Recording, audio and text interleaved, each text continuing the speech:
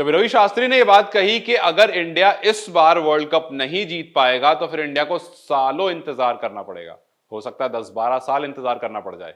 और गौतम गंभीर भी कुछ ऐसा ही मानते हैं, क्योंकि देखिए वर्ल्ड कप खत्म हो गया है और अब सबकी निगाहें टी20 वर्ल्ड कप पर। जिस तरह से वर्ल्ड कप में इंडिया ने परफॉर्म करा, सबको यह पता था कि वर्ल्ड कप इंडिया ही जीतेगा, बिकॉज आप अनडिफीटेड आते हो और फाइनल आप ऑस्ट्रेलिया से खेलते हो जिसको आप पहला मैच ही हरा चुके हो, आप जिसे सीरीज जीत कर आ रहे हो। तो सबको ये लगा था कि इंडिया में मैच हो रहा है, अपनी जमीन पर है और ये आसान होने वाला है इंडिया के लिए।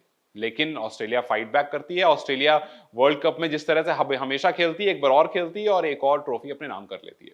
अब गौतम गंभीर से जब पूछा गया कि टी20 वर्ल्ड कप आने वाला है, आपको क्या लगता है, उन्होंने कहा कि देखिए कुछ टीम्स ऐसी हैं जो इंडिया के लिए थ्रेट हो सकती हैं, जो इंडिया को बहुत परेशान कर सकती हैं। पहला नाम सुनकर आप हैरान हो जाएंगे। उन्होंने कहा अफगानिस्तान एक वो टीम है जो काफी ज्यादा परेशान कर सकती है इंडिया को। उन्होंने कहा कि उस कंडीशन में और इस फॉर्मेट में अफगानिस्तान अपने दिन पर बहुत अच्छी टीम है।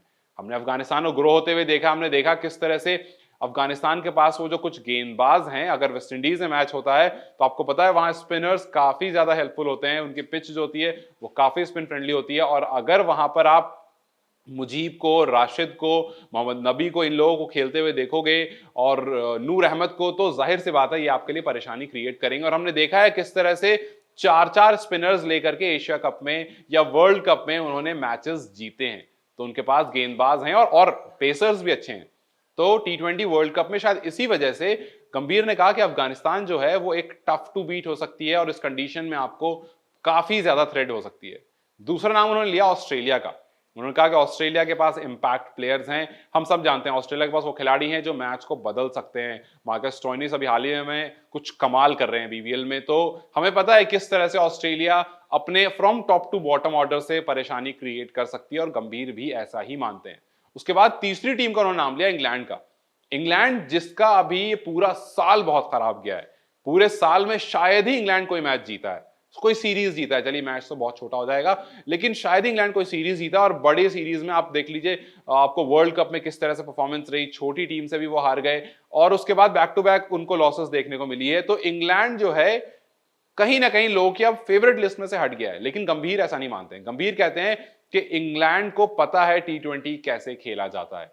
इस बात को हम इनकार नहीं कर सकते हैं, क्योंकि वो जब टेस्ट में बेसबॉल खेलते हैं तो टी20 में आप समझ लीजिए क्या ही खेलेंगे।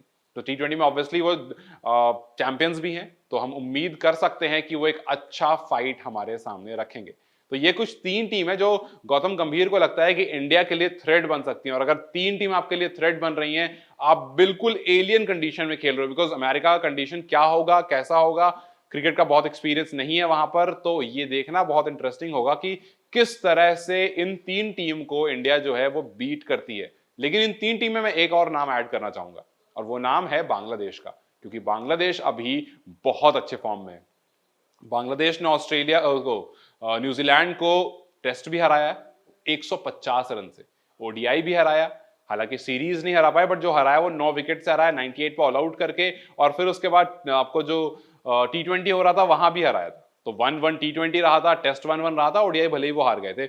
लेकिन ये बांग्लादेश जिस तरह से ग्रो कर रहा है, बांग्लादेश भी आपके लिए इस फॉर्मेट में थ्रेट बन सकता है। और बांग्लादेश की बॉलिंग जिस तरह से इंप्रूव हुई है पिछले कुछ दिनों में, वहां पर कहीं ना कहीं आपकी निगाहें उन पर भी होगी, क्योंकि हमने वर्ल्ड कप में देखा किस तरह से छोटी टीम, अंडरडॉग्स टीम ने बड़ी बड़ी टीमों को हराया। और अफगानिस्तान खुद जिस तरह से निकल कर आई, वहां पर कहीं ना कहीं ये बात जरूर है कि इस बार अगर आपकी निगाहें बड़ी टीमों पर नहीं तो छोटी टीम पर तो जरूर होगी।